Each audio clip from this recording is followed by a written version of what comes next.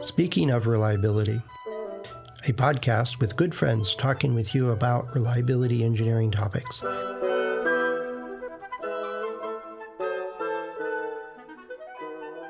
Welcome to Speaking of Reliability. This is Fred Schenkelberg. And this is Carl Carlson. Hey, Carl. Just the other day, I was talking to Kirk about a question we got that was, and I'm sure you've run into it, is they did all this reliability work. They had a block diagram. They thought they were meeting their targets. They launched it, and now they're seeing all these failures that they didn't anticipate. So they were tempted to blame the customer abuse and stuff like that. And so bit of an email exchange. And then Kirk and I talked about that. It's kind of relating your program and testing and what you're designing into a product and how well you understand customers and all other stuff. And then a day later, I get another question, this one. And this one's more, I think, more subtle, is, that we've created a product, we launched it, and we're not getting any failures. It's been a year and it's been pretty quiet. And the question underneath it with this exchange was, how do we celebrate when nothing happens? Okay. When nothing, it was kind of the gist of the question. And I've been in that situation a few times, but I don't know, I'm quite sure, not to steal your thunder or anything here, Carl, that you've worked with clients and did programs and did stuff and it just worked. The product worked. Customers liked it. It's such a great question because it's almost, I hate to use the analogy, but it's like a little bit like Zen. You can see what is there, and a failure is definitely there. Right. And what's not there is not as easy to see.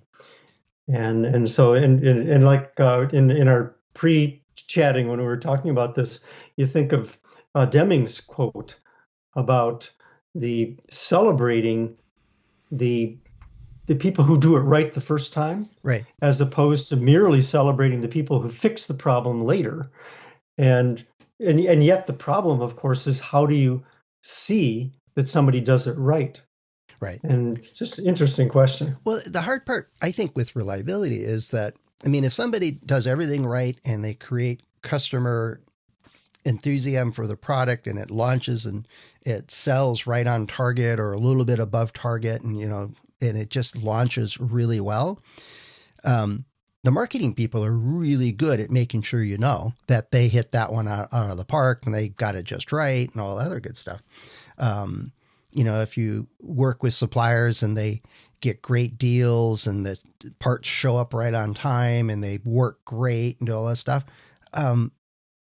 it's obvious. It's right there. If the program manager hits their time or budget or both, it's obvious right at the end of the project, right?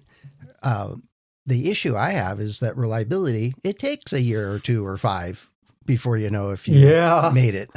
And by that point, that team's off working on the next generation or the generation 2 after that or something. And we don't know if we did it right at launch. And I don't think that's always true. I think we have ways of, and a well-executed program will build lots of confidence, but not the statistical one. One that we did the right things and we're going to be all right. But if that's a change that in the past you'd launch and then you'd have problems and then there's hero gets celebrated. If that's the culture and then for whatever reason you did everything right, where's the hero? Where'd they go? How'd we do this? What comes to mind for me are milestones, because when we're talking to a reliability community, and we have feedback, everything from development stage, testing, manufacturing, the launch, first 30 days, first 90 days, first year, 2 years, 5 years, 10 years, and more. Mm-hmm. And so there's different milestones. And so you think about, everybody's seen the joy in a NASA launch. You're brought into with the videos at the headquarters, yep, and the people cheering when the spacecraft gets to a certain, successful up to a certain number of seconds. Right. and that's a milestone. But that doesn't mean that the lunar vehicle or a Mars vehicle is going to land correctly. And Right. then you see the videos of when it lands correctly, and you see people cheering and it's landing. Yeah. That doesn't mean it necessarily deploys correctly. And then a year later is actually taking the photographs that it's supposed to be doing. And so I think it's important to know where the milestones are and to celebrate the milestones. So, but the fact that it launches correctly doesn't mean that it's going to be reliable. Right. Right. No, I agree. I'm thinking we're getting a little jaded though with NASA as they launched that big new telescope and and had like the 300 300 steps before it's actually unfolds and does all these things that have never been done before, kind of thing. And it just worked, and everybody, okay, yeah, they landed on Mars. Yeah, they did this, you do that. To me, I mean, I'm sure it is to you because we know all the things that can go wrong. So it's amazing when it all happens correctly like that. And it should be celebrated. Oh, and I'm sure there were some, but it just wasn't in the news. You had to go. I found little blurbs here and there about it, in Science and Sky Digest and other places like that. But it just wasn't captivating to the world or anything. It's like, yeah, they do that all the time, whatever. So let's answer this question in a couple of ways. If the question is, if I understand the question right, is you're not seeing failures, when do you celebrate? That's a good question. And if you're talking about launching with no failures, then there's a time element. Let's celebrate. We've been 30 days after a launch and no failures so far, and certainly that's a recognition. Yeah. But everybody has to have their eyes open because it's only one step. Right. No, I think the milestone idea gives you triggers and setting that expectation. It works even better if you've got here's the expected number, and are we hitting them or not? Yes. Or better, or that you also have, if it's a culture of waiting till something disaster is there and everybody's waiting to get pulled off their project and go solve stuff, then it's also part of, it's not just have some pizza and cheer it, or, put it in a presentation saying, hey, we're hitting our milestones, we're hitting our targets, and, Sarah and Mohammed and Julian over here all did a wonderful job in the design process. If you got to have all those pieces in place. I mean, milestones are great, but if there's nothing to compare it against. Yes. So you have to have criteria that are acceptable. Well, it also takes milestones. It also means keeping track of, we did an FMEA and we found these 3 things, and now we don't see those in the field. Now that's a stretch for any FMEA program I've been involved with. Yes, you're right. Oh yeah, and just to muse on that for a minute, people ask me all the time, when do you know that the FMEA is done well? And of course, if you want to answer that from a data standpoint, you'd say, okay, well, what's the product life? The product life's 10 years. Well, the FMEA is done well after 10 years. Now that's not a good answer because you're not going to wait 10 years. So I use quality objectives and that tell me whether the FMEA's been constructed well. And those quality objectives are not trivial. They're not easy to make, and they describe a really good FMEA. And so I will assess when the FMEA is completed, the quality objectives, and that's long before the launch, long before the testing and the actual field history has been developed. But of course, you have to keep an eye on what's actually happening in the field. And if you're a really good and you want a gold star, then you can correlate that back to the FMEA. Yeah. And that's, so part of it is setting realistic expectations and goals and targets and not fooling yourself by running evaluations and studies and an analysis that just gets the right number, as opposed to doing a really good FMEA, or if you're doing an accelerated test, it's meaningful and just it actually does a decent job predicting what that failure mechanism is going to do. You got to do things right. What I find is that as you go through the plan, and you know this as well, is that there's people responsible for executing those pieces of a reliability plan. Right? There's somebody that's going to convene that meeting or conduct the FMEA or design and analyze the testing or whatever. And I put the names in there, one, just as a planning process to make sure it's going. But then it's also, if one of the things that, like, I had one program that they had this horrible problem of infant mortalities and generate, product after product. And they made an array of different products, and they really said, we got to fix this. So we did a bunch of different things that they had never done before, but they wanted to learn how to do it along the way. So anyway, we kept names on all this stuff, which was something they hadn't done before, because before everything was the project manager's job. His name was on everything. And like, no, you're not doing the FMEA. Sarah is. And so they called me back 6 months after this launch, and they're all standing there and they go, we have a dilemma. And it was, we don't know if our product brand is so bad that nobody's using our product. We sold some, but we don't know if they're being used. And he said, what do you mean? He says, well, nobody's called us with any problems. No, there's no infant mortality going on here. And he says, well, what would Sarah did that FMEA, and, you did this and you did this and you did this. That actually made a difference in solving those particular problems. And they went, oh, okay. It was kind of a celebratory moment, but it was, they were more concerned that their customers had given up on them, which was really kind of sad. No, I get it. That's a great story, actually, because you want to know that when you have that victory of no problems during the certain period of time, that's the infant mortality time, that would be good to make that data real clear. Yeah. And so it's probably worth a few phone calls to people that have purchased it and whatever you have to do to confirm it. But what a wonderful outcome. The other part of this story, or the question, is pre-launch. And I know the questioner was talking about launch, but let's talk for a minute about pre-launch. What if you test and don't have any problems? Does that tell you the product's good? Well, yeah. Or did you test the right thing? Exactly. You test the thing that works, but not the things that don't work, and that's why I thought, when you first brought it up, that's why I thought before I heard the post-launch, I thought it was talking about the testing. So let's explore that for a minute, because if you run your tests and you don't have a problem, does that mean the product's good? And like you said in your reaction, the answer is it depends. Yeah.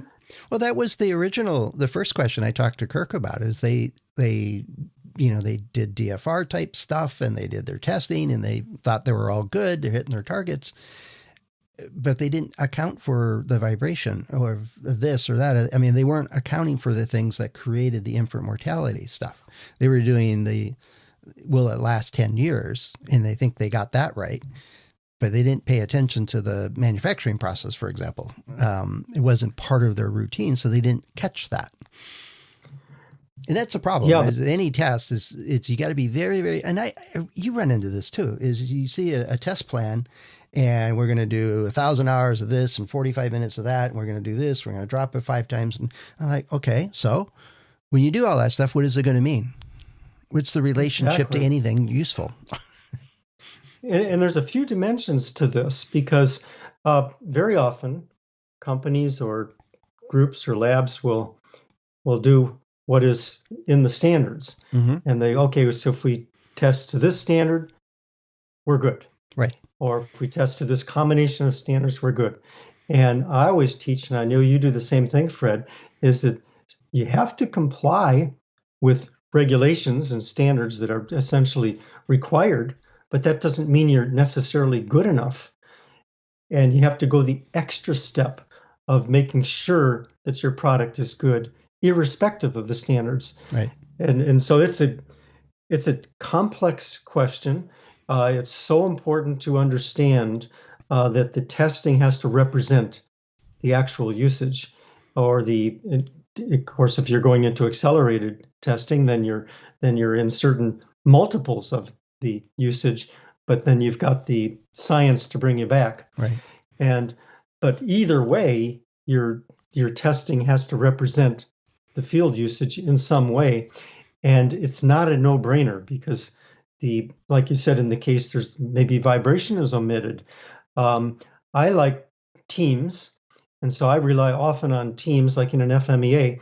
I want to have the right cross-functional team present, and then we can look at the test plan to see if the particular failure mode is going to be detected by the current test plan or not. And I rely heavily on the subject matter experts to say, you know what? We didn't consider vibration. Right. Or what about startup, or what about this, or this step or that step? But, if we're doing it this kind of test, and it's not, my favorite is we're going to do all this chamber testing, but we're not going to power it because that takes so much work. Okay. Yeah, exactly. And, I recall a project I worked on that related to our GPS system nationwide. And of course, you have satellites that are involved and controllers and everything. And we've tried to be thorough. And so that's where you want to brainstorm and say, well, what about? What about sunspots? What about this? What about that? And try to find what things could throw this thing off. And that's where humans get involved, because I'm very concerned about full automation, where you try to automate the process so well with models, but the models may not represent the reality well enough. Yeah. So that's a really deep question. Well, there's another aspect to this, though. There's another aspect to this is, well, how do you celebrate it? Right. Okay. And I talk about, make sure you understand the value of each of these activities or methods we're using, and where does it make a difference? And so use the FMEA example. We say, all right, our first 5 action items, we identified issues. We did 4 of those. We found real design issues and we changed those things. A trick that I got taught years and years ago is well, what if even one of those 4 things didn't get caught by anything in our gauntlet and got to the field? How many products would have, experienced the conditions that failure mechanism would have showed up? And you can do a back of the envelope kind of thing. And I learned also about that time is you never use a nice round number. So if those 4 failures got to the field, it would cost us $1 million. Nobody will believe that. But if you say $879,000, then they think you calculated it. And 27 cents. Right. You think they calculated it. But, do just a understanding what is the cost per failure, or cost of a phone call to our call center. What is the actual cost if that thing occurs? Get a rough estimate of what that nature of problem, how likely is that to occur in the field? And that takes a little bit of thinking and understanding the failure mechanism. And we do that with the occurrence rating, right? Kind of get a ballpark number for it. And then say, all right, even if half of those actually occurred in the field, times our cost per failure, there's a number. And what does it mean? Right. What's the impact? What's the actual avoided cost? And so you can put a dollar number against it of avoided issues. And then you can get into life cycle budgeting, right? And say, look, we predict we're going to miss out on these issues or avoid these issues, and that's going to save us this amount of money. Yeah, and you could do the life cycle one where we fixed it early versus later. You can do it reduced the chance of delaying the program because we would have caught it in this last round of beta testing right before we launch and ramp up this thing. That would have cost us a fortune to fix at that point because we'd been ramping up. You can do all those kind of things to connect it to something that organization values. Is it time to market? Is it cost? Is it customer satisfaction or whatever? But recognizing that you're hitting your reliability targets is nice. Recognizing that hitting the reliability targets means that your warranty costs are half of what they would have been if you hadn't solved it is money in the bank kind of thing. Yeah, and let's emphasize a few things because there's a lot of people that are new to reliability, and I hope there's an audience out there that are new as well as the old timers. And if you're new to reliability, there's some things to emphasize here on the testing side that I just want to bring up is number one, and this and the old timers I'm sure will be nodding here. It's so important where possible to test to failure, Yep. and because you can have you can calculate your requirements and you can test to a number or a bogey or a multiple or 1.2 lives or whatever you want to say it is, and then truncate. But you don't know how far after that there might be failures. And so you want to bias, if possible, to testing to failure. And the second thing, and you said the magic word there, Fred, is failure mechanism, because your tests need to exercise or represent the failure mechanisms that are in play that bring about the failure. And because if you miss failure mechanisms, and I'm talking everything from EMI to corrosion to fatigue, if you miss the ones that are prevalent and that you should be concerned about in your testing, then you won't get the results you need, and you might be happy to not have failures, but you're not going to represent what happens in the field. And I think one last point is that it's part of in order to get good feedback, there's lots of things that have to be in place, including setting good or expectations or goals or objectives, milestones. It's a piece of it, a mechanism to gather and look at that data. A side note is keep track of who did something new on that project. So you can go say, hey, that was brilliant. That really turned out well. And a big part of the credit for how well this product went goes to the entire design team, of course, manufacturing team and our suppliers. But, you did an excellent job of changing it so that we avoided all of those failures. You recognize the fragility of the rollers underneath this cart and beefed them up and argued and won that you got the extra cost into the product to do that. And so you spent $1 extra, on parts count cost, and it saved us $487,000 in the first 6 months. Yeah. But it has to be very specific and not the reliability person doesn't get the credit. That's, I think, another key part of how to celebrate is make it part of the culture where other people that you may have influenced or convinced, but it's not your credit. You got to get other people to recognize that they get recognized when they do reliability stuff. Absolutely. Very good. Very well put, because you've covered a lot of ground there in that last statement. Sounds like a summary. Well, it is a good summary. It's be very specific in your celebrations and feedback. This is true of everything from celebrations to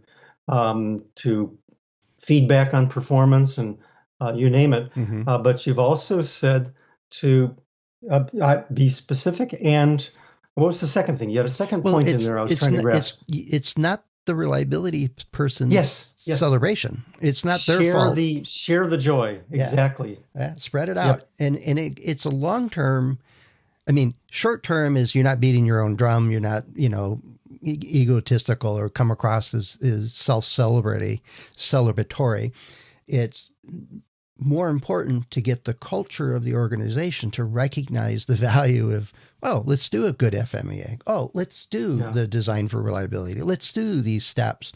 And the recognition will reinforce people saying, yeah, I can do that because I got called out in some way. I got a bonus. I got called out. I got recognized. I was appreciated. Whatever is important to those people is make sure that they get the benefit from it because they're the one that actually did the work. Yes, and they're the ones that you want to, because what you recognize and celebrate, you tend to get more of, right. And they're the ones you want to stimulate that desire to do more of the same kind of thing. Right, exactly. So one of the things we want to get more of is more questions, more comments and stuff like that. We're running a little bit light. We got a few of them here in the last few episodes that the queue is dwindling. So I'm going to implore you as a listener to make a note when you get back to your desk or to a computer someplace. Send us a comment or a question. You can do that on accendoreliability.com/go/SOR. And you can leave a voice message. You could leave a written message there. Carl and I and the other hosts of the show are all on LinkedIn, and we have about pages that have contact forms. So there's plenty of ways you can join the conversation. All right, Carl, thanks much. We'll talk to you again soon. Talk to you soon, Fred. Thanks for listening to Speaking of Reliability. We invite you to join the conversation. If you have a question or a topic that you think we should discuss in a future show, please let us know. You can find a comment box below the episode show notes, or just leave a note as part of a review on iTunes.